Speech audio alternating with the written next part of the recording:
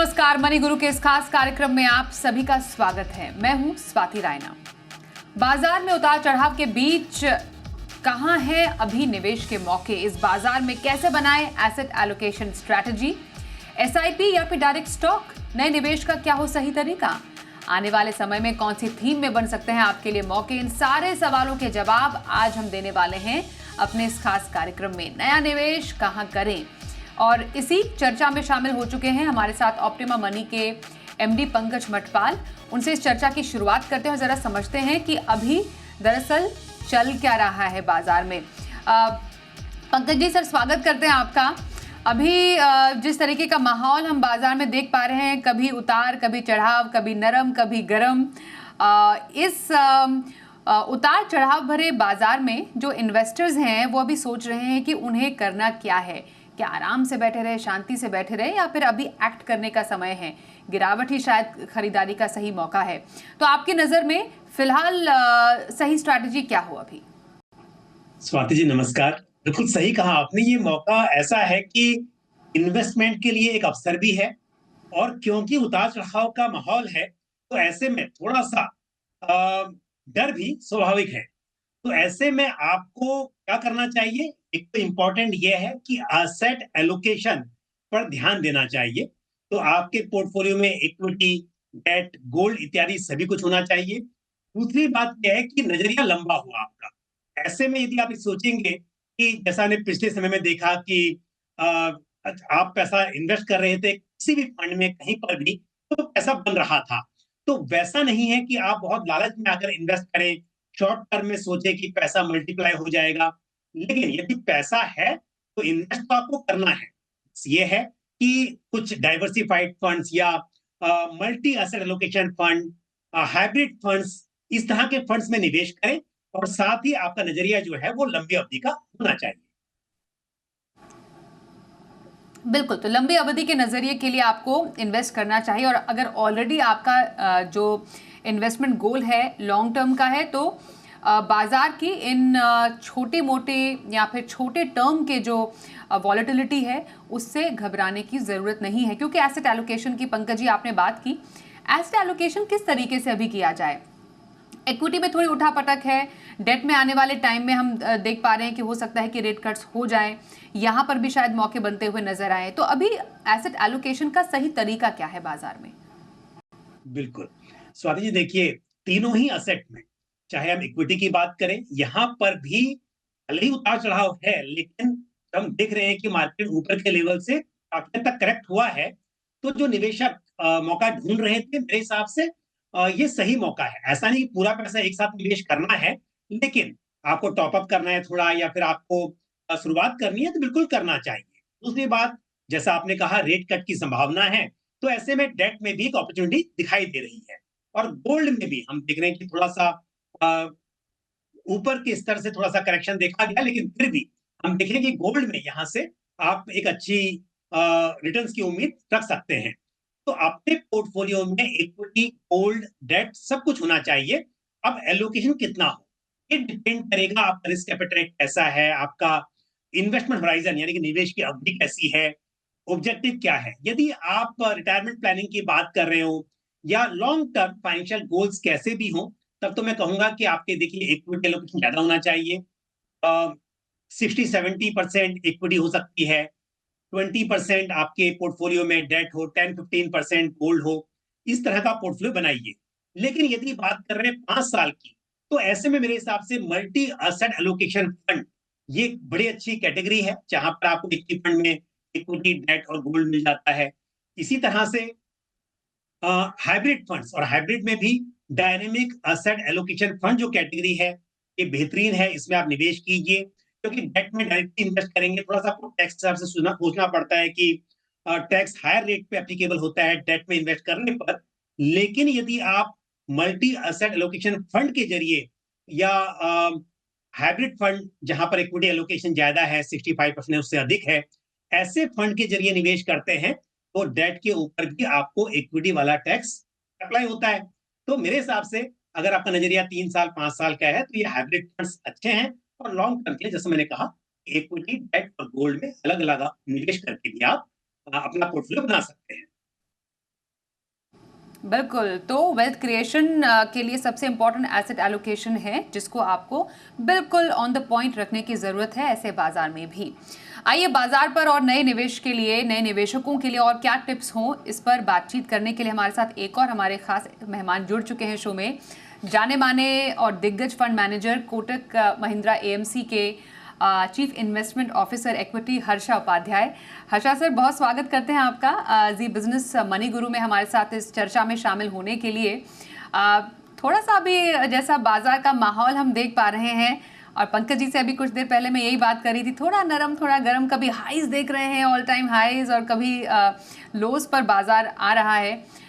इस टाइम पर क्योंकि बहुत सारे इन्वेस्टर्स हैं जो कि पैसा बनाना चाहते हैं, काफ़ी टाइम से उनकी चाह है वो पैसे बनाएं, ऐसे बाजार में रहने के लिए एक इन्वेस्टर को अभी करना क्या चाहिए जिससे वो पेशेंस ना लूज करे? देखिए, इन्वेस्टर्स के लिए तो ये बहुत ही अच्छा सा मौका है जहाँ पे वैल्यूएशंस काफी करेक्ट हुए हैं। वो हो सकता है कि और थोड़ा बहुत आपको पेशेंस रखनी पड़ेगी, क्योंकि अर्निंग्स जो ट्रेजेक्ट्री है वहाँ पे थोड़ा बहुत जो स्ट्रांग ग्रोथ था वो इतना नहीं दिखाई दे रहा है, और एक तरफ से हायर वैल्यूएशन पे वोलेटिलिटी भी बढ़ता है। तो हो सकता है कि ये वोलेटिलिटी थोड़ा और टाइम के लिए कंटिन्यू हो, लेकिन वही सबसे अच्छा मौका होता है लॉन्ग टर्म निवेश करने वाले को, क्योंकि आपके लिए एक अच्छा सा वैल्यूएशन पे मिल जाता है। मान लीजिए कि आप हायर वैल्यूएशन पे एंटर करते हैं, तो वो जो वैल्यूएशन रिस्क है वो आगे तक आप कंटिन्यू लेके जाते हैं। तो यहाँ पे वो वैल्यूएशन रिस्क काफी कम हो चुका है। लेकिन अगर आप ट्रेडर है तो जरूर ये सतर्क रहने वाली फेज है, जहाँ पे वन वे मूव जो था मार्केट का वो वन वे मूव नहीं रहा है, और डाउनसाइड वोलेटिलिटी काफी बढ़ चुका है। तो उस हिसाब से जो भी ट्रेडर है उनके लिए तो इस मार्केट में काफी सतर्क रहने चाहिए। लॉन्ग टर्म निवेश जो कर रहे हैं उनके लिए तो अच्छा मौका है, ऐसे मैं समझता हूँ। और हर्षा सर, अभी क्योंकि बाजार में आप कह रहे हैं कि अच्छा मौका है लॉन्ग टर्म इन्वेस्टर्स के लिए, तो ऐसे में जो निवेश का तरीका है वो क्या हो? बाजार का अगर फायदा उठाना है, क्योंकि हम एक नए निवेश की बात भी कर रहे हैं, एक नए इन्वेस्टर की भी बात करें जो शायद इस टाइम बाजार में आना चाहे, एसआईपी या फिर स्टॉक्स, क्या तरीका आपको ज्यादा पसंद आता है? देखिए, नए इन्वेस्टर्स के लिए तो बिल्कुल एसआईपी का जो रूट है वो सबसे सेफ रूट है और टाइम टेस्टेड है। यानी कि अगर कोई एसआईपी में 3 साल 5 साल के लिए इन्वेस्ट करते हैं तो जरूर काफी साइकिल्स होंगे उसमें, छोटे मोटे और बड़े भी साइकिल्स हो सकते हैं, लेकिन अपना जो एवरेज कॉस्ट आएगा उस इन्वेस्टमेंट का वो काफी वोलेटिलिटी को मैनेज कर देता है। तो उस हिसाब के एक तो आपका एक डिसिप्लिन आ जाएगा, हैबिट हो जाएगा इन्वेस्ट करने का। दूसरा, आपका वोलेटिलिटी आप मैनेज कर सकते हैं, और अगर आप 3-5 साल के लिए इन्वेस्ट कर रहे हैं तो आपका जो वेल्थ क्रिएशन का होराइजन है वो भी लंबा हो जाता है, उससे भी आपका एक्सपीरियंस काफी अच्छा हो सकता है। तो एंड जो भी आप एसआईपी करते हैं उसमें आपका डाइवर्सिफिकेशन का भी बेनिफिट मिल जाता है। आप एक स्टॉक में इन्वेस्ट नहीं कर रहे हैं, आप 50-60-70 स्टॉक्स में इन्वेस्ट कर रहे हैं। तो उस हिसाब से आपको प्रोफेशनल मैनेजमेंट का फायदा भी हो जाता है इन्वेस्टमेंट्स का, और डाइवर्सिफिकेशन बेनिफिट्स भी मिल जाते हैं, और वोलेटिलिटी भी आप मैनेज कर सकते हैं। तो इसलिए लगता है कि वो एसआईपी जो रूट है वो सबसे बेहतर रूट है। तो एसआईपी रूट बाजार में एंट्री का सबसे अच्छा रूट है, हर्षा सर आप मान रहे हैं? मैं इसी से जुड़ा हुआ एक और सवाल आपसे जानना चाह रही थी। इक्विटी के अंदर कौन सी कैटेगरी आपको लगता है जहां से निवेश की शुरुआत की जानी चाहिए एक नए निवेशक के लिए, और किसी को जो ऑलरेडी बाजार में निवेश कर रहा है कोई निवेशक, उसको एक नया पैसा डालना है, तो उनके लिए एसआईपी के थ्रू कौन सी कैटेगरी आपको अच्छी लगती है? देखिए, जो नए इन्वेस्टर्स आते हैं उनके लिए तो डाइवर्सिफाइड कैटेगरी सबसे बेहतर रहेगा, जहां पे कोई एक मार्केट सेगमेंट पे बहुत ज्यादा फोकस नहीं रहेगा, और पूरा पूरा मार्केट पे आपका पोर्टफोलियो का जो डिस्ट्रीब्यूशन होगा स्टॉक्स का वो सबसे बढ़िया एक तरफ से वोलेटिलिटी को मैनेज कर देगा। और नए इन्वेस्टर्स यूजुअली रिटर्न से ज्यादा उनको वोलेटिलिटी पे ज्यादा नजर रहता है, तो उनके लिए एक अच्छा सा मौका रहेगा ये। लेकिन अगर जो इन्वेस्टर है वो ऑलरेडी मार्केट्स के बारे में जानकारी रखते हैं, ऑलरेडी इन्वेस्टर हैं, और जैसे मार्केट का वोलेटिलिटी है वो समझ सकते हैं, और वो एक एक तरफ से एक्सपीरियंस इन्वेस्टर है, तो फिर वो जाके थीमेटिक फंड्स को एक्सप्लोर कर सकते हैं, जहां पे एक ही पर्टिकुलर इन्वेस्टमेंट थीम पे आपका पूरा निवेश हो जाएगा। तो अगर वो इन्वेस्टमेंट थीम आपका अच्छा पोटेंशियल रिटर्न्स देता है, तो जरूर वो डाइवर्सिफाइड फंड से बेहतर एक्सपीरियंस रहेगा। लेकिन वहां पे ज्यादा रिस्क भी होगा, क्योंकि वो डाइवर्सिफाइड नहीं है और एक ही थीम में पूरा इन्वेस्टमेंट है। तो आपके रिस्क टॉलरेंस के हिसाब से, आपके मार्केट एक्सपेक्टेशंस के हिसाब से आप ये दोनों बकेट्स को चूज कर सकते हैं। बट नए जो इन्वेस्टर्स हैं उनके लिए तो मैं यही कहूंगा कि डाइवर्सिफाइड जो पोर्टफोलियोज हैं वही बेहतर रहेंगे। तो डाइवर्सिफाइड पोर्टफोलियो के थ्रू एसआईपी एक बेहतर ऑप्शन हो सकता है, हर्षा सर का ये मानना है। अब क्योंकि हर्षा सर ने बात की थीमेटिक इन्वेस्टमेंट की, पंकज जी एएमसीज भी काफ़ी हद तक पिछले टाइम से भी हमने देखा है, काफ़ी नए नए जो फंड ऑफरिंग्स आ रही है थीमेटिक और सेक्टोरल स्पेस से आ रही हैं। जब हम महीना दर महीना नंबर्स भी देखते हैं म्यूचुअल फंड के, सबसे ज़्यादा जो पैसा वो सेक्टर्स और थीम्स में ही आ रहा है। अब जब इतनी सारी थीम्स आ रही हैं, क्या एक इन्वेस्टर के लिए समझना आसान है कि उनके लिए कौन सी थीम सही है, किस थीम में वो पैसे लगाएं? क्योंकि कई थीम जो है आपस में ओवरलैप भी कर जाती हैं, थोड़ा बहुत उनका एक स्टाइल जो है या जहां पर वो पैसे लगा रहे हैं वो काफ़ी हद तक मैच करता है। तो एक इन्वेस्टर कैसे पहचाने कि उसके लिए कौन सी थीम सही है? सही कहा स्वाति जी आपने। देखिए, हर्षा सर ने जो भी कहा कि नए निवेशक के लिए तो जो डाइवर्सिफाइड फंड्स है वही सूटेबल है, क्योंकि एक डाइवर्सिफाइड फंड में उदाहरण के तौर पर यदि आपको 8-10 सेक्टर मिल रहे हैं, तो वही थीमेटिक में आपको 4-5 सेक्टर मिलेंगे, क्योंकि थीम है, फोकस अप्रोच है, तो यहाँ पर सेक्टर्स कम हो जाएंगे। इसका मतलब ये है कि हर सेक्टर में जो एलोकेशन है, जो परसेंटेज उसका वेटेज है, वो बढ़ जाएगा, तो यहाँ पे रिस्क बढ़ जाता है। लेकिन अगर हम बात करें जो सीजन इन्वेस्टर्स हैं, जो पहले से निवेश कर रहे हैं और चाहते हैं कि ब्रॉडर मार्केट के मुकाबले उनके रिटर्न्स बेहतर हो उनके इन्वेस्टमेंट पर, तो ऐसे में जैसे मैं हमेशा कहता हूँ कि आप बनाइए पोर्टफोलियो कोर एंड सैटेलाइट, और जो सैटेलाइट पोर्टफोलियो है, यानी कि ऐसा पोर्टफोलियो जहां पर आप थीम को इंक्लूड करें थोड़ी मात्रा में, और समय समय पर मॉनिटर भी करें कि कब उसमें रहना है, कब निकलना है। एक बात और भी इंपॉर्टेंट है कि थीम में भी सभी थीम एक जैसी नहीं है। उदाहरण के तौर पर यदि बात करें बिजनेस साइकिल थीम या फिर इनोवेशन थीम, ये ऐसी थीम है जहां पर मल्टीपल सेक्टर्स हो सकते हैं। बट वहीं यदि हम बात करें कंजम्पशन थीम हो, एनर्जी हो, या फिर इवन जैसे अभी कोटक ने लॉन्च किया है ट्रांसपोर्टेशन एंड लॉजिस्टिक फंड, ये थीम हो, इन थीम में आप थोड़ी सी और मैंडेट जो है नैरो हो जाती है। तो इन्वेस्टर्स को अपने अगर पोर्टफोलियो में इंक्लूड करना है तो सोचना होगा कि कितनी थीम, आखिर ये तो नहीं ना कि आप बहुत सारी थीम है, तो आप 1 या 2 थीम रखिए अपने पोर्टफोलियो का। यदि आप 15-20%, 25% भी यदि एलोकेशन कर रहे हैं थीमेटिक फंड में, अपने रिस्क के हिसाब से, अपनी समझ के हिसाब से, तो 2 थीमेटिक फंड आपके पोर्टफोलियो मेरे हिसाब से काफ़ी रहेंगे। अब फिर जैसा आपने पूछा कि ओवरलैप क्यों होता है? उदाहरण के तौर पर बात करें कि मैन्युफैक्चरिंग की, अब और साथ में लॉजिस्टिक की, तो आप देखेंगे बहुत सारी कंपनी सेम हो सकती हैं। इवन इंफ्रा की बात करें या लॉजिस्टिक एंड ट्रांसपोर्टेशन, तो बहुत सारी कंपनीज यहाँ पर दोनों पोर्टफोलियो में सेम मिल सकती हैं। तो यदि आपको चाहिए कि यहाँ पर भी बहुत डाइवर्सिफिकेशन हो, तो आप ऐसी थीम चुनिए दो जिनमें काफी हद तक अलग अलग सेक्टर की कंपनीज हों। तो पहली बात तो ये निवेशक को समझना होगा कि हर एक के लिए थीमेटिक फंड नहीं होते हैं। दूसरी बात यह है कि अगर आपको समझ है, इंक्लूड करना है, तो फिर आप 2 फंड्स अलग अलग थीम के रखिए। और ये बात भी इंपॉर्टेंट है कि कब निकलना है यहाँ से और कब एंट्री करनी है। एंट्री करना तो खैर आसान हो जाता है कई बार, बट कब एग्जिट करना है उसका भी आपको ख्याल रखना होगा। तो बिल्कुल, तो थीम्स में इन्वेस्ट करना है, सेक्टर्स में इन्वेस्ट करना है, एंट्री और एग्जिट इज वेरी इंपॉर्टेंट। पर आने वाले टाइम में कौन से सेक्टर्स, कौन सी थीम है जहां पर आप निवेश के मौके तलाश सकते हैं, ये अपने एक्सपर्ट से जानेंगे। इस पर राय एक छोटे से ब्रेक के लिए रुकते हैं, तुरंत लौटेंगे। बने रहिए हमारे साथ, देखते रहिए मनी गुरु।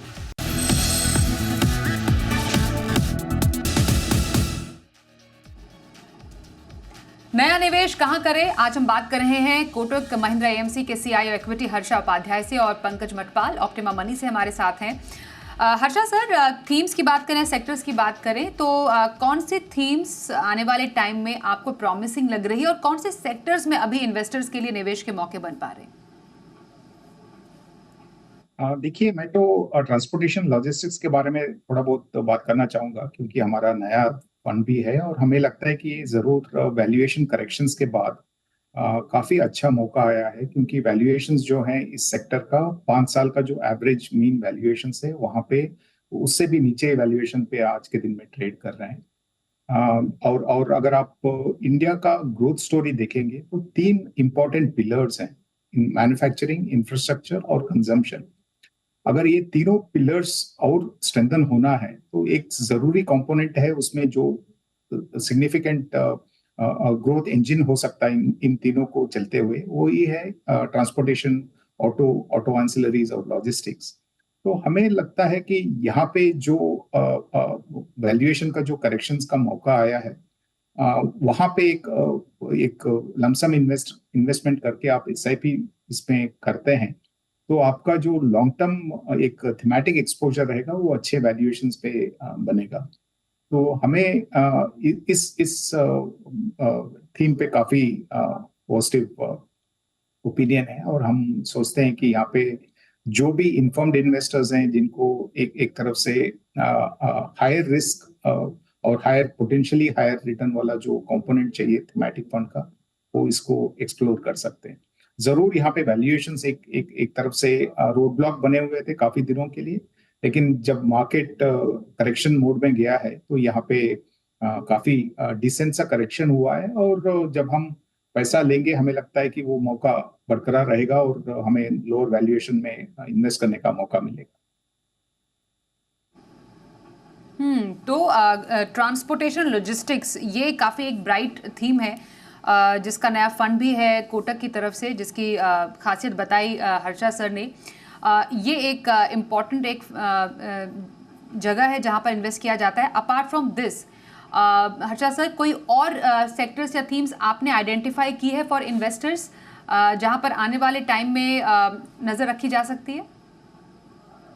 देखिए, बैंकिंग और आईटी सर्विसेज ये दोनों वैल्यूएशन के हिसाब से और जो इमीडिएट आउटलुक है उसके हिसाब से ठीक ठाक लगते हैं। फार्मास्यूटिकल्स भी एक तरफ से उसी सेगमेंट में मैं जोड़ना चाहूंगा। उसके अलावा 2-3 और क्षेत्र थे जहां पे वैल्यूएशंस महंगे हो गए थे, उस हिसाब से काफी सारा एक्सपोजर्स जो था म्यूचुअल फंड्स का या इंस्टीट्यूशनल इन्वेस्टर्स का, वहां पे एक तरफ से कम करते नजर आया था, जैसे कि capital goods, industrials, infrastructure related, auto ancillary, defence, ये सारे क्षेत्र से।